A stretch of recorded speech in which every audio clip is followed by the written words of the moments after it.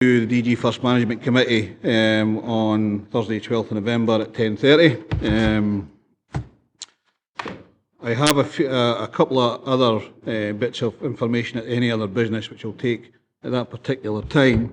But I've got a quick update on the Lordburn Housing Association tenders. Members will recollect the DGFirst Management Committee were advised earlier this year that Lordburn Housing Association were placing their reactive maintenance repairs and gas inspection repair contracts to the open market for competitive tender. And Dumfries and Galloway had worked in partnership with Lordburn Housing Association for many years, delivering maintenance and repairs to the tenants of Lordburn very successfully with a very high quality of service and customer satisfaction. This has been a very long and protracted tender process, both for those preparing the tender and also the employees delivering services who have considerable uncertainty on their futures. And it gives me great pleasure to advise that DGFirst Building and Maintenance Management have now received formal notification this week that our council team has been successful for the reactive maintenance and repair contract. Now, this is pivotal for our new enterprising council, enterprising DGFirst, both in relation to supporting our own workforce to move forward in developing beneficial commercial and business opportunities, supporting the local economy, subcontractors and suppliers across Dumfries and Galloway. On conclusion of the DGFirst Management Committee, I'll ask the Head of Enterprise and Services, Ronnie Dempster, to provide a confidential verbal brief to members on the commercial business associated with these tenders. I'd also like to say that it's Janet's last day after 32 years. She's been with DGFirst in commercial services and she takes up her new post on Monday, and I'm sure we wish her all well in the future with her new role in education. So well done, Janet. Okay, can we move on to the business of the day? We've got Sederunt and apologies. Good morning, members. We have 9 members present today, and I have an apology from Councillor Mail. Councillor Wiper is not present, but may be along later. Thank you very much. Are there any declarations of interest? No. Thanks very much. We'll then go on to the minute of meeting of the 24th of September. Is that agreed? Thank you. We'll then go on to item 4, which is the Revenue Budget Monitoring Report 2015. DGFirst is projected to underspend by £130,000, slightly more than September's monitoring. Key issues are discussed at paragraphs 3.3 to 310, and the figures are set out at Appendix 1. The majority of the agreed savings targets will be met. You see paragraph 3.12 in Appendix 2 for that. Bill, do you want to add anything to it? No, thanks, Chair, but happy to take questions. Members? Ivor? Chair, I note that we've got this 130,000 underspend just now.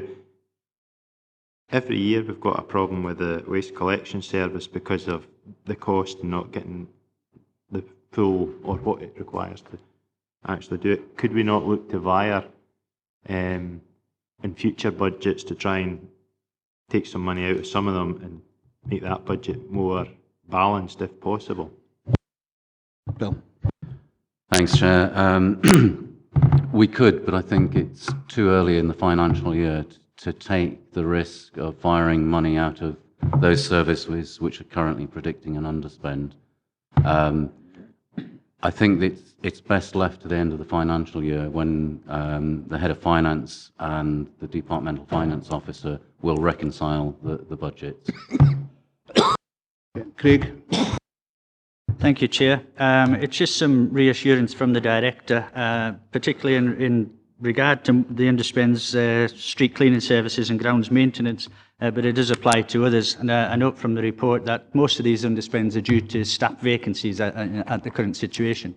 And I have read the monitoring report with and noticed the KPIs, so that sort of gives me an answer. But I'd just like assurances from the Director that because of the staff vacancies, it's not having any sort of direct effect on the service itself, the delivery of the service?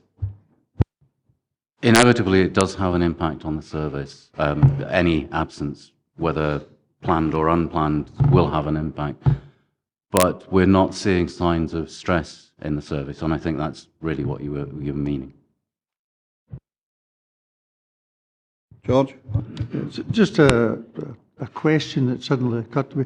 Do we not have any village officers now, actually, in the smaller villages? You know, we see street cleaners in Castle Douglas and Kirkcudbright and Dalbeattie, but I'm thinking about Christmichael, which used to have a village officer who went round once a week gathering up rubbish. Do we not have these guys now?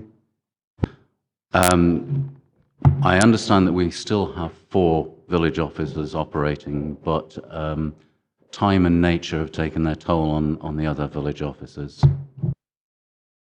Alistair? Thank you, Chair. Refer to paragraph 3.8 regarding school meals in the third sentence.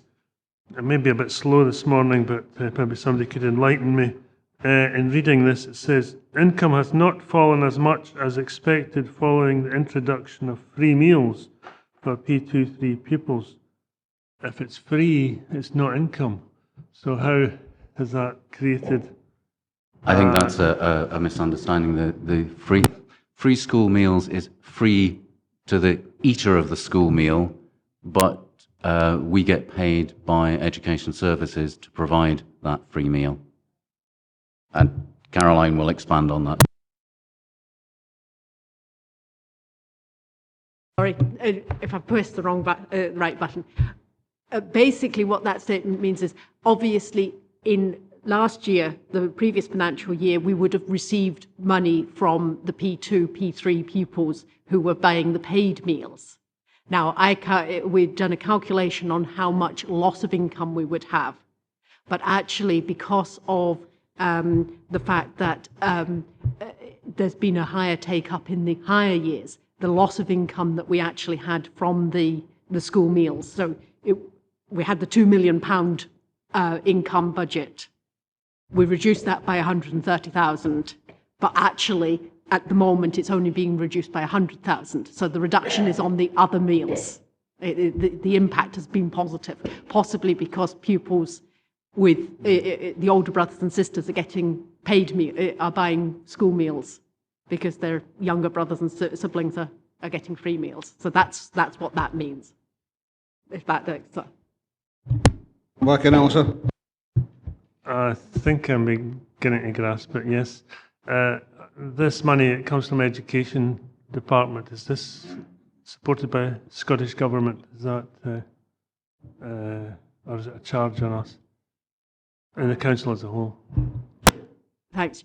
Basically, what happened was that additional funding was supplied by the Scottish Government for this year's budget. That was transported to DGFirst in respect of the free meals. And so we had a budget enhancement of 800,000 for 15-16 to cover the costs, the loss of income and the additional food costs and staff costs relating to the P2, P3 meals. We're all paying for it through our taxes anyway. Stephen? Thanks, Chair. A couple of points. One was just on the 3.5 where it's talking about the income from external commercial collection. Sorry, I beg your pardon.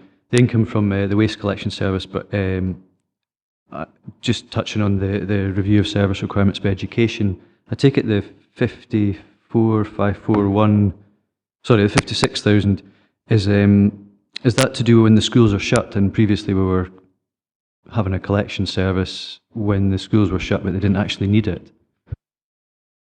To an extent, but Education Services employed a graduate last year to undertake a review of all the waste collection, and they have decided to rationalise some collections. We were providing a collection service for the full year for some schools who apparently needed it in the past. There's a whole range of reasons that has resulted in a significant reduction of the internal income. Stephen? Thanks again, Chair. Another question. I noticed in a few of the sections it's alluding to the non-filling of vacancies, which is obviously resulting in an underspend in some of the budget lines. How many of these vacancies are meant to be filled, and how many of them are? Because effectively that's what's balancing the budget. So it's just really to get an understanding of which are posts that will be deleted and which are actively being sought to be filled, and what effect that will have on the actual final budget for the year? It's more a case of the length of time that it's taking us to fill the vacancies, not that we are not going to fill the vacancies. There may be one or two at the margins where we're holding off recruiting until we know the details of the future shape of the council, but that's a very small proportion. The time for recruitment has grown over the time I've been with the council, and it's taking us a significant time to authorise recruitment, go through the recruitment process, and then at the end of that, employ. I don't have a figure for how long that takes, but it is taking a significant time. So for every vacancy, there is a significant gap in salary cost. Stephen?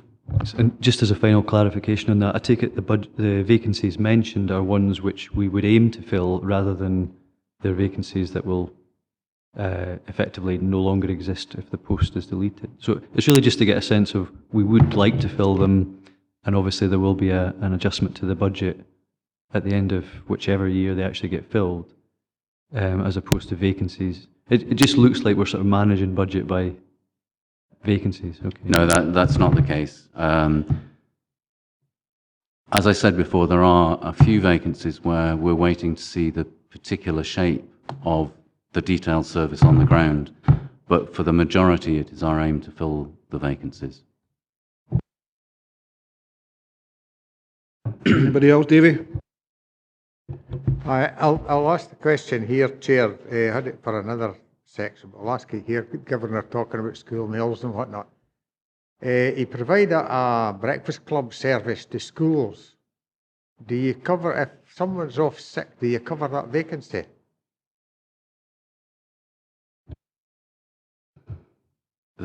That's a very simple question, and it's more complicated to answer than I would like. It depends when the vacancy, the absence occurs.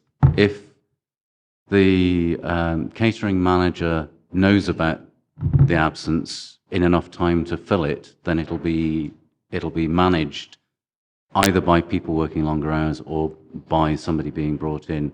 But of course, if the absence is only reported at 8:30, then there's no chance to fill the vacancy. So it's not as simple as yes or no. I appreciate your answer there, but if the vacancy carries over for a couple of days, if they're off sick for a couple of days. Can we say the absence rather than the vacancy? Okay. Okay, the absence, sorry, Chair. It really depends on the situation in a particular school. So I can't give you a specific. If you have a specific incident in mind, then speak to me afterwards, and I'll get you a real answer for that particular incident. Thank you, Ivor. Chair, it's on Appendix 2, the savings tracker. We have a good few in there which are anticipated to be achieved in full, and then they go on to give the reason why they won't be achieved in full, and we'll find the money from somewhere else. Now, my reading of that, if you've got a line that says anticipated to be achieved in full, it is that one will be achieved in full.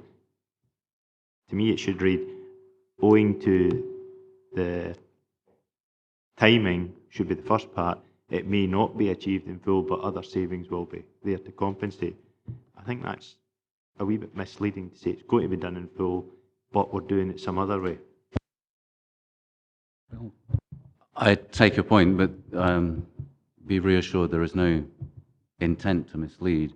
We are achieving, well, let me put it another way, we are staying within our allocated budgets, and that includes the agreed savings. Can we go to the recommendations then? Members are asked to note 2.1 that based on the position as at the end of September 2015, DGFirst is projected to underspend by 130,000 as reflected in Appendix 1. And 2.2 progress against the delivery of the agreed savings applied to the 2015-16 DGFirst budget as detailed in Appendix 2. Is that right? Okay. We'll go on to item 5, which is DGFirst Trading Operations Monitor Report 2015-16 for the period ended 30th September 2015. DGFirst trading operations are currently predicted a small surplus, which is an improvement since the last monitoring report. The key issues are discussed at paragraphs 3.3 to 3.10. As shown in paragraph 3.5, the road service continues to predict a significant deficit, but this has dropped significantly over the last monitoring period. Bill, do you want to add anything to that? No, on that last comment, I'd like to say that we are making significant progress in addressing the deficit, and the road service continue to work very hard on that. Members, any questions? Craig, then David.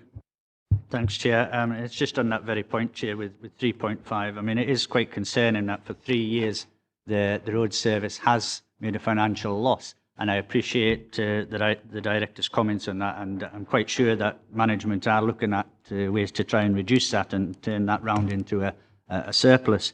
But, you know, it's quite worrying and striking that for 3 full years we've made a significant loss on the service that we provide to the roads, and I presume this is part of our trunk roads repairs and servicing that we carry out for our trunk roads throughout the area.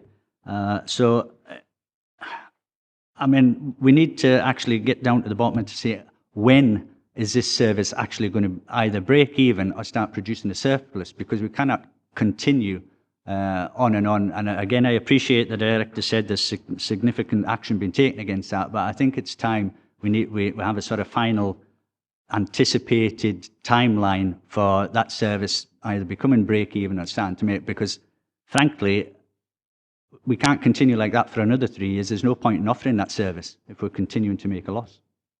Bill. Thank you, Chair. Firstly, to clarify, the roads trading account is all the work that is undertaken by the road service, whether that's for Scottish Water, Scottish Power, Scotland Transerve, or for the council. So it's not just our external work, it's the internal work as well. I am reasonably confident that if the progress that we've made so far this year continues, that we will break even at the end of the year, which is what we're required to do. Because some things can come in for left field, like collaboration and all that sort of thing, which could be a loss, and we'll keep an eye on that one. David? Aye, thanks, Chair. I'm sorry, I'm back to complain again, Chair. It's about the service that's being provided, specifically in the Ice Bowl, where one day the cafe provides an excellent service because there's things going on in the Ice Bowl. The next day the service fails. There's only one person working in the cafe, and again the Ice Bowl is overrun with people. There's a service being provided. It's to the ice hockey coaching going on all day.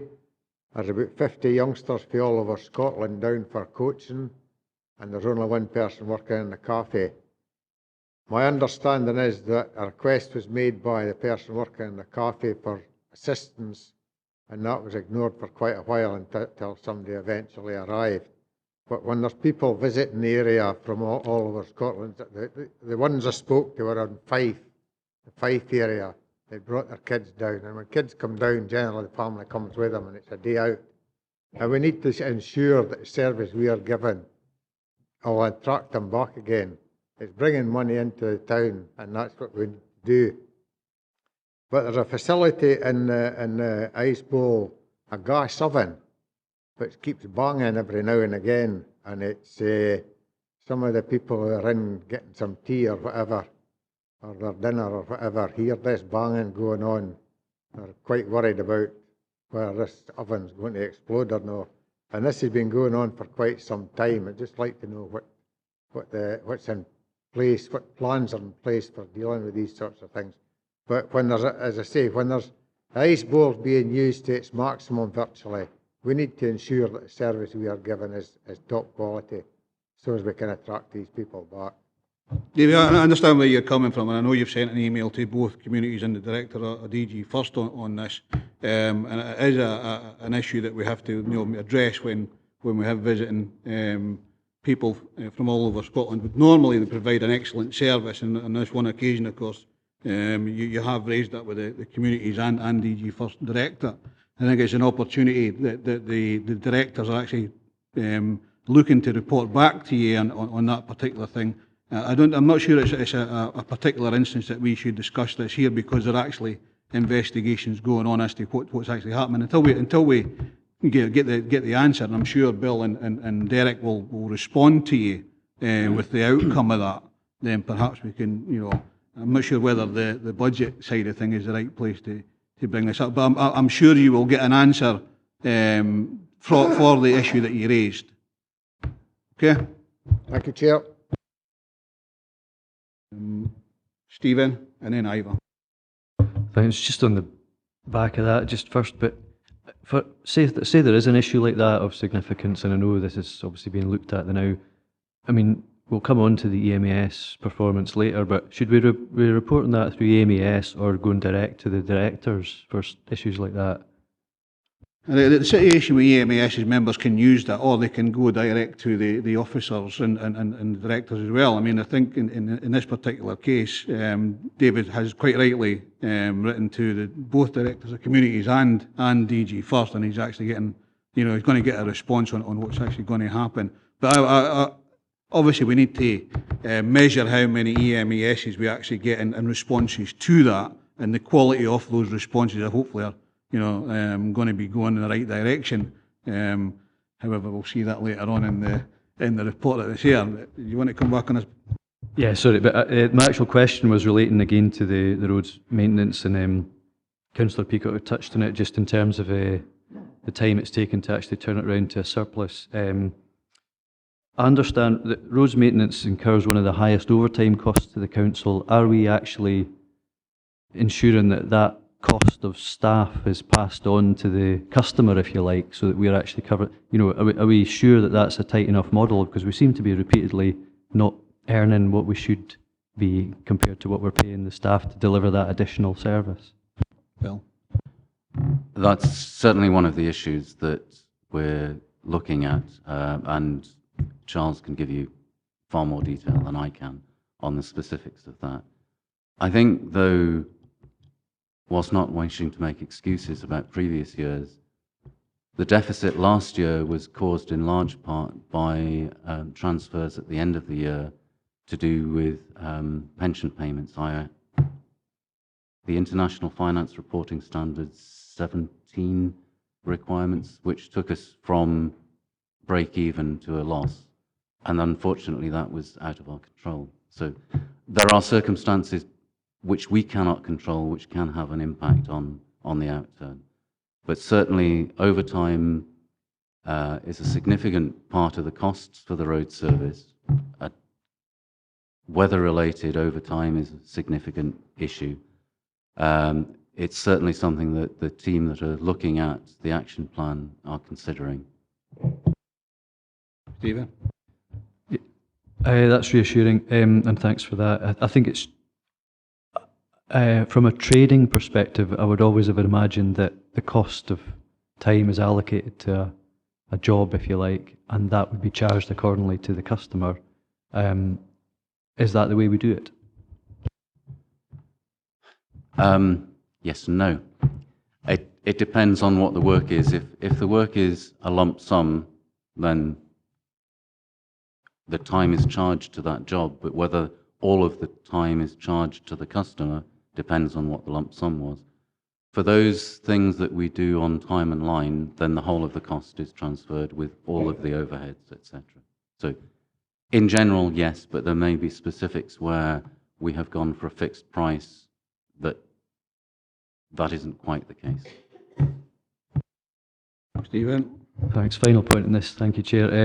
So does that highlight then that maybe there's obviously we'll continuously improve as we do business, but that one of the areas for improvement would be how we set the costs of a job and how we manage the project so that we can account for the fact that if it does run over, there's a latitude in that quoted price. Yes, if you like. that is obviously something that continues.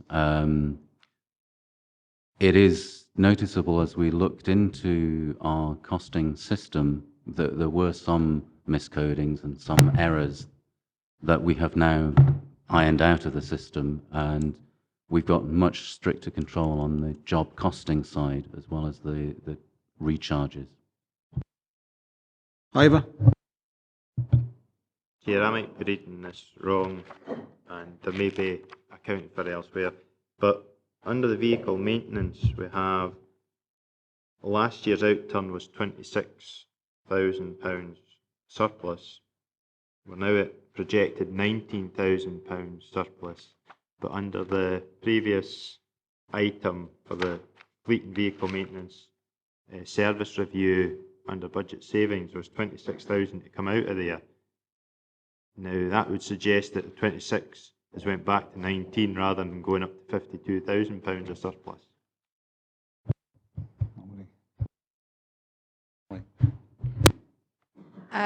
Thanks, Chair. The actual 26,000 came out of the charges that were made by the vehicle maintenance on their contracts. So that's why the 26 is. So in effect, the revenue budgets were reduced. What's happened with regard to the trading account? They've got £26,000 less income, but actually they've only had a reduction in their overall surplus of about £5,000, and that is by and large due to the fact that there's been some more cost control. There's been an implementation of a new tyre policy and more cost controls. So in effect, you're quite right. If they hadn't had to reduce their recharges by the 26, they would have made a surplus of 19 plus 26. But as it was, they haven't. Okay, any other members? We go to the recommendations in. Members are asked to note 2.1 that based on the first 6-month expenditure, the trading operation is currently projected to return a surplus of £2,200 against a budgeted surplus of £60,000. Excuse me. If this situation could result in a £57,800 overspend against the general fund budgeted for trading services, and 2.2 that DGFirst are currently progressing a range of measures to ensure avoidance of any budget overspend in the current financial year. Noted. Thank you very much. We'll go on to item 6. This is the Director's 6-month assessment of business plan performance. Overall, the Director's assessment is that DGFirst is delivering the objectives set out in the business plan, with the majority of key performance indicators and projects on target. Appendix 1 contains a summary of performance with exception reports at Appendix 3, and the report also contains health and safety information in Appendix 2, and it's good to see good progress on the action plan and a low number of reportable incidents. I have to say, of course, that this will be Bill's last DGFirst committee sitting up here with me. Probably the last time I'll be sitting up here with DGFirst as well. But can I first of all thank Bill for the amount of effort he's actually put in turning around a lot of the things we see in DGFirst, and the staff as well, which I'm sure under his leadership has moved forward pretty well. So thanks very much, Bill, for your work. Thank you. Chair, I'm happy to take any questions on this. Either myself or Mr McDowell will attempt to provide answers. George. Thanks, Chair. Just on page 22 down near the bottom, the public conveniences, the target of 65% cleanliness. Does it not seem a bit low? And the other one I'd just like to comment on is further 2 down, the burials. I'm glad to see that we're actually managing to. It's very reassuring, put it that way, that we're burying everybody within 100%. You know. Well, I'm just kind of read that with interest. I'm just wondering how you go from P into D in. Chair, taking the last first, it is burying people on time, on the time that the undertaker funeral director requests. So it's a level of service provision that we're pleased to be able to provide. I am tempted to say members agreed the performance target for public convenience cleanliness. I think realistically, to put it in the words of my head of facilities management, the public convenience is only as clean as the last user left it. So we have probably erred on the cautious side. Craig?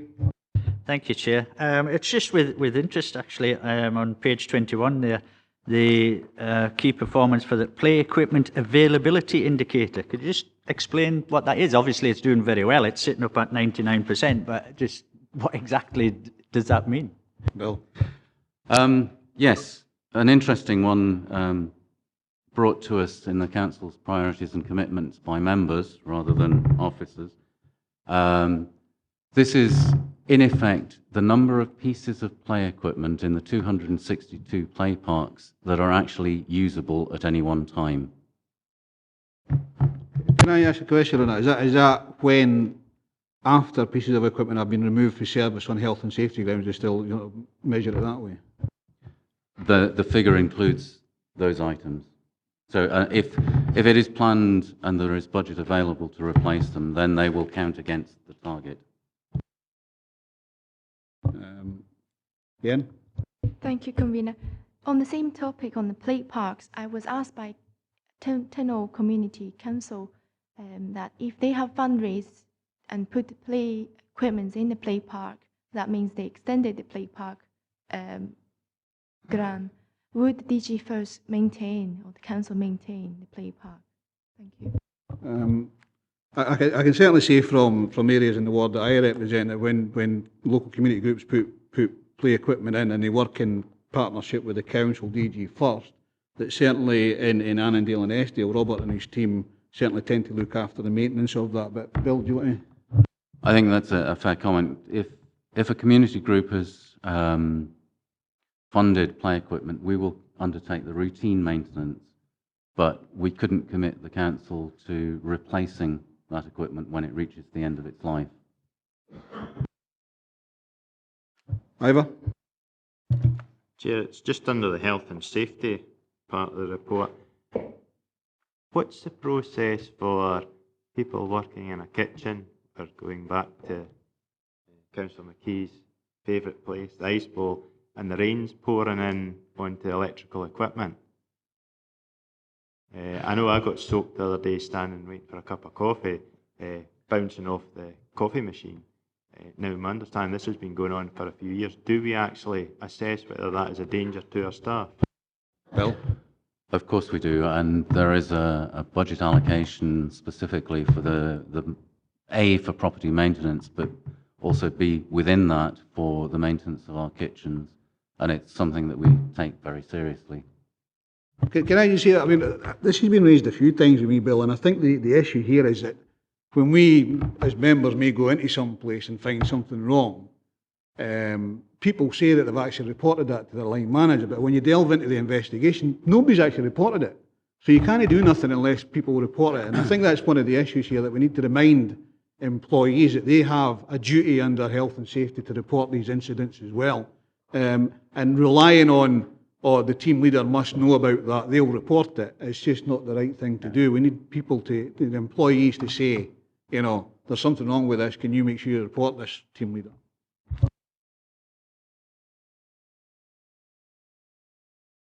Alistair? Thanks, Chair. At the top of page 22, the first value, EMES, the member inquiries dealt with within the agreed timescales. I admit myself, hands up, sometimes when I'm asked to sign off, I'm a bit slow in doing it. Members are busy people. So what I'm asking is the value attributed there when members finally sign it off, or is it the usual timescale, response within 3 days and a longer response within, 15 days? So what are we measuring here? James, do you want to come in on that? Yeah, through you, Chair. It's a bit of both there, probably, is the answer to give. There's obviously 80% there, and there's 64 haven't met target at this moment in time in the 6 months.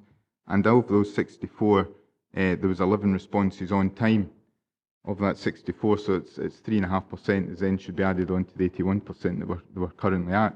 But of that 11, what has happened is it's with the responses going back and forward between the officer and the member that's then created a date that's not the true date as such. So that's sort of caused that. So it is a yes to the question you asked. Of those 64 as well, with 15, and we've got to put our hands up to this as a department, with 15 that were 1 day late, which is very frustrating when we're sitting here talking about performance and we're out by 1 day and there's 15 of those, so it's 4.6% of the total. So between those two totals, it adds to 8%, which would have been an increase of 8% onto the 81, which would have put us up at 89%. So internally, we have a bit of work to do there, looking at the ones that were 1 day late, because 15 out of 64 is not a good statistic to have. So. I also did a wee bit more analysis around where the EMESs have come from, what area they've come from, and just because I like to do it. On average, you're looking at 7 per member for 6 months. That's an average in Annandale and Eskdale of about 6 per councillor. Again, in Nithsdale, about 6. Stewartry drops down to about 3.5, and Wigton is about 14 per councillor, an average for the first 6 months. There's also a couple within there that we haven't been good at asking for extensions where further investigation has been required, and we've tried to respond within the 3 days instead of asking for the extension. So we need to look at that process as well, making sure that officers take the available time that is allocated to provide an appropriate response to members. Also, you want to come back on that? I mean, I've got a suggestion that you hold back the report for a week, at least you'll get the 1 day anyway. I've not had too much problems with people responding in time, and I mean, as I said, I admit myself sometimes people were busy people, and sometimes you think, I've not quite got the answer I want. I want to drill down into more detail. But I wanted to ask about, is that this department, the DGFirst department, 7 per member per 6 months? Well, I think I'm a lot higher than that across the piece, but maybe, yeah, I'm definitely more than that. Sorry, some folk are, but maybe if it's for this particular department, that might be about right, I suppose. James, can you go look at that? It is specifically for this department. I think, actually, and I know I've said this before on this particular subject, what we're trying to encourage our officers to do is to actually talk to the member, to find out what it is that he actually wants, because in some cases, notorious cases in some cases, it is very difficult to find out what the member is actually wanting to know. So we're trying to encourage a dialogue so that we can answer the question that you really want answering. Ivor? Chair, it was with regard to the EMES. I received an answer the other day which didn't give me a full answer, but I was very pleased with it, because the last time I think I mentioned it, I could do with just, we'll get back to you with a line in the bottom saying when they will get back.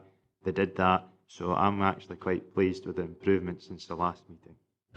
Thank you. Stephen? Thank you, Chair. Yeah, I think with EMES, I'm pretty sure I've put in more than 6 or 7, but I'm sure it'll be an arithmetic average of all the members and it'll be reflected fairly like that. Just on ICT development and integration on page 23, that's sitting there as a target of 20%. It's the third row down for delivery on 31st of March 2016.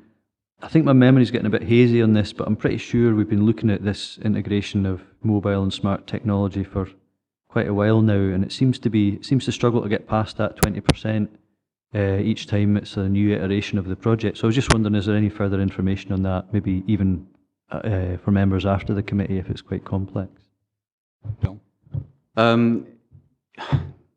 Yes, that project is a bundle of smaller projects. So as we've gone on, new projects are added, old projects are completed. So for example, the integration of CM2000, the real-time monitoring system for care services, is now complete. The project for the introduction of mobile working into roads is substantially complete, but not quite fully operational. So the 20% is probably a low figure on that. And certainly if any member would like further details on that bundle of projects, then I'd be more than delighted bore them rigid. Stephen? Thank you for that kind offer, Director. I think just when you mentioned there CM2000 integration for care services, that's now complete. Does that extend to those who provide care services on our behalf? So, like, say, you'll have care at home providers. Would they have to fit into that system, or is that something we? How do we deal with that? That's actually a subject which is now more properly part of health and social care integration. It is our aspiration to be able to provide that system as a service to other care providers who, from the last time I spoke to the head of care and facilities management, they seemed quite keen to do, because it gives them better information and better management information than their current system. So we are quite keen to see that as part of the care at home review being rolled out, but it's now no longer part of my department's project. Go on, one more time. Yeah, thank you. Appreciating just your last comment there, but obviously as it has been, the project getting done was within your department. Is that to be rolled out? Is the intention for care providers to buy into that service, or do we provide it as a platform, or are care providers required to use that service in order to provide services for us? I'm not too clear on the details because it's moved away from my control. I understand that we would be offering it as a service rather than as a paid service or a requirement, but I would have to confirm that, and I can ask Kate to speak to you about that. Okay, members, go to the recommendations. Sorry. David, sorry. Hi, Chair. I was concerned at being accused of having 7 EMES applications, but I'm glad Councillor Thompson came in and admitted he'd used some of mine. So it was just to plead innocent. Okay, we'll go to the recommendations. 2.1, review the 6-monthly summary of performance for DGFirst set out Appendix 1. 2.2, review the overall summary of performance for the Department of Health and Safety Action Plan for the 6-month period April to September 2015 as set out in Appendix 2. And 2.3, scrutinise the exception report in Appendix 3 and consider whether the actions proposed are adequate to improve performance in future monitoring areas which have not met the target, and recognise areas of good practice, high performance, where the target has been exceeded. And with your permission, Committee, just 2.4 to wish both Janet and Bill best in the future as a note. Thank you. Okay, we'll go on to item 7, which is a review of road maintenance operations, road repairs update. This report is a good news story and gives us evidence of the benefits that have been realised from the review. The report shows the changes that have been made to working practices and procedures and set out key benefits resulting from the review in paragraphs 3.18 to 3.26. And these include improved performance, fewer defects reported by the public, fewer defects overall, no significant change in the cost of insurance claim. I also think that the decisions that this committee made in making sure that funding was available for training and equipment has helped that situation along. Bill, do you want to add anything to it? I'll ask Mr. Clemmy to speak to the report. Thank you, Chair. I hope the report is self-explanatory, but I'd like to just make a few additional points, if that's okay. Firstly, the first point is the relationship between customer-reported defects and the introduction of mobile working. We were always really concerned that the introduction of mobile working would increase the number of reported defects to the service. However, if you look at Appendix 3, you can see there's been a substantial reduction in the number of customer-reported defects, which really sets the scene for the introduction of mobile working early in the new financial year next year. Another bit of information that I have to hand that wasn't available when I compiled the report is the results of the National Highways and Transportation Survey. Members may be familiar with this, and it's something that appears in the 6 monthly reports to area committees. I'm pleased to report that we now have this year's data available, and there has been an increase in the customer satisfaction. We now have 3 years of data, and it shows a very steady but very small increase in customer satisfaction, both in relation to the condition of highways and also in relation to highway maintenance. As I say, I'd repeat, it's a small increase, but it is constant, and it has been shown to be constant over the last 3 years. Finally, the final point is the proviso that hopefully goes without saying that this performance is weather dependent, and if we get a bad winter, effectively all bets are off. The number of potholes that we see round about are very dependent on weather conditions. Thank you, Chair. I'm happy to take any questions. Thanks, Charles. Members? Ivor? Chair, it's maybe the case that we're doing a good job here, but EE&I aren't giving us enough money to actually upgrade the roads so that we could actually see constant improvement. But I think it's a good news report. Notice that there are some blips up and down, but in general it looks like we're improving significantly. I would agree with you, and I hope that the relationship between roads and EE&I probably gives them more financing in the years to come. Alistair? Thanks, Chair. I wanted to ask in terms of 3.3 and the times set for repairs. You have A and B class roads 3 working days and C class and unclassified 7 working days. Understand the rationale behind that, but sometimes it lags behind in terms of road use. I'm thinking in particular in my own ward that the road from Hospital out to Bank End is used a lot by people who see it as a shortcut. So that's unclassified. So in that, or it's a C road, I think. So in terms of that, do we make any exceptions, or are we fairly? I understand the rationale, but do we look at things on a case-by-case basis and say, well, actually, that road could maybe be considered an exception to the rule? Bill? Thank you. I think, Councillor Witts, you've misunderstood the report. That paragraph 3.3 is what used to happen, and the result of that was flying hither and thither and doing temporary repairs. What we now do is apply a risk-based approach to defect identification and categorization, which means that it's not just where the defect is or how big it is, but the impact of it. So if we have a bad defect on a very lightly trafficked road, that would get a lower priority than perhaps a smaller defect on a heavily trafficked road. So it's the defect and the likelihood that it will cause harm. And if you look at Appendix 1, that sets out the risk matrix on page 44.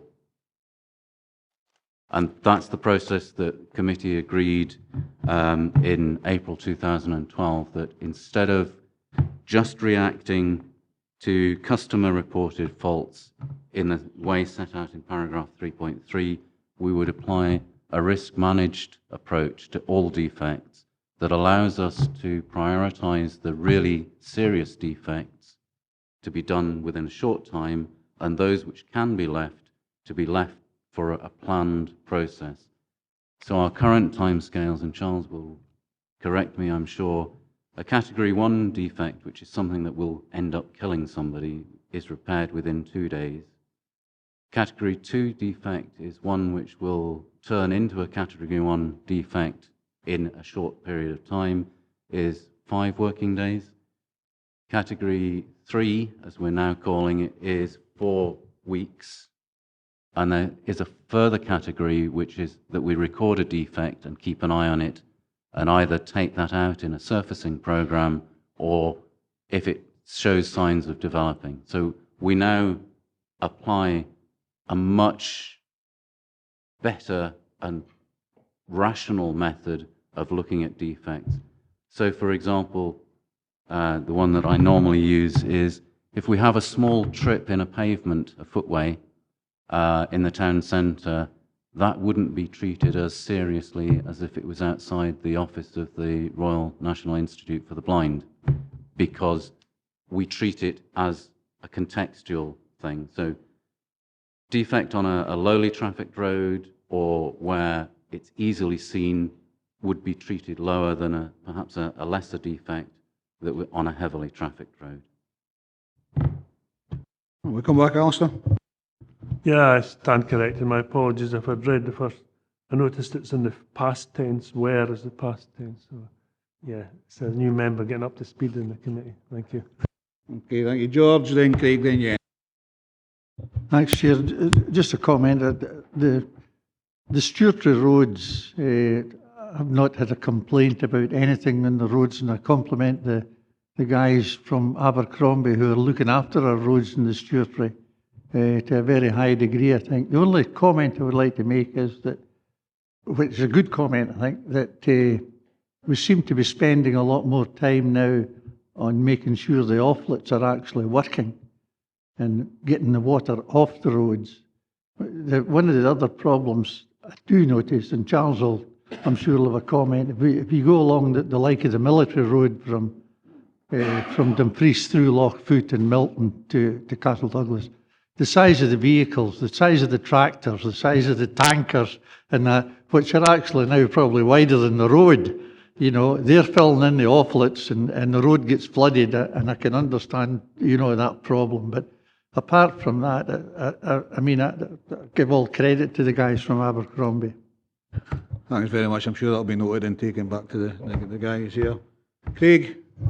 Thank you, Chair. And again, I welcome this report, and it is, on the face of it, a good news report, and understanding Charles's comments about weather conditions, etc.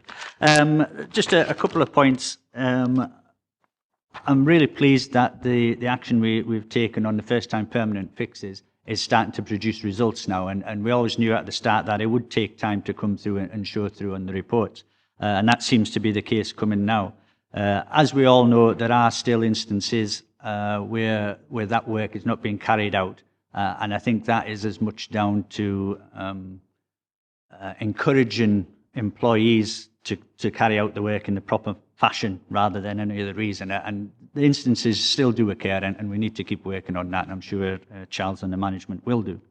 And just in relation to Charles's comments about customer satisfaction increasing, I think another way of that, and hopefully we will see this through the new reporting systems as well. Excuse me. I was at the seminar last week on knowledge, the GIS reporting systems, and that gave us an inkling into the new reporting system. That is actually live now on the main council website, not the mobile one, but the full reporting one. And I think through that as well, because that delivers feedback to the customer, which is the important thing. This is what we get lots of complaints about, is that information coming back to the customer in the first instance. And I think that will help again with the customer satisfaction, and when we get the mobile system up and running fully, I think that will all add to that and improve that situation. My question in a way was in relation to the two graphs on pages 47 and 49. And it was just some information on the relationship of the graphs. The one on 49, the number of defects found, and I haven't quite got to the understanding of the figures there in relation to the figures on 47, which is the customer-reported defects. And I wondered, is the number of defects found, I presume that is from our own road condition service that we take on a 6-monthly basis.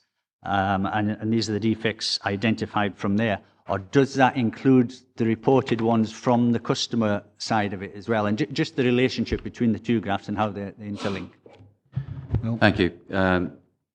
Yes, you were correct in your assumption that the graph on page 49 is those that are found during the 100% inspections, which happen every 6 months. Just for the sake of clarity, we do inspections in between those 6 months, depending on the importance of the road. But every 6 months, because we have realigned the inspection system, we get 100%. What the other graph that you referred to, the customer reported faults, is those where somebody rings us up and tells us about it, or uses a new fault reporting system. And I think it is an indication of the improvement, A, in performance, and B, in the methodology that we're adopting, that the number of customer reported calls has fallen to a remarkably low level. Craig? Thank you, Chair. Just to come back in on that, just as an example then, and that's a satisfaction for us carrying out our own road surveys. And if that was the case, then looking at the customer reported faults in November 13, yeah, there was 213, and yet our sales, well, I suppose maybe that's wrong because I'm looking at the individual areas. Our own surveys accounted for 1,100 faults. So it's, you know, it just goes to prove that it's worthwhile doing these surveys and add it on to the customer ones. Thank you. Ian? Thank you, Chair. My points are similar to Councillor Pico's. It's to do with GIS seminar the other day, the new reporting system. I'm pleased to see that people can report the exact location on the map. And I'm not aware that this was publicized widely, if it's now okay. And when people do report to you and someone from your department have a look at it and the score down, there's 4 or 5 options of answer to the public by email or telephone. And then this, one of them would be not immediate problem and we'll look at it at a later stage. So my concern will be this answer is not personalized enough for customers. And how can you give the public confidence of giving you future defect report if you don't have a personalized answers? Thank you. Bill? I think, yes, that's a very valid point. And I actually think that the new fault reporting system is such an improvement over our old systems that it is really good. I take your point. It's something that we will look at in the future, but I'm so glad to have got to where we are, and I'm pleased that members want us to improve on that, but we have to take small steps to achieve the end result. We will get there, I'm convinced, but it takes time. It's the old question about how do you eat an elephant, one bite at a time, you know, that type of thing. Stephen? Thanks again, Chair. Yeah, really enjoyed reading this report and found the Appendix 1 really helpful in terms of the risk matrix.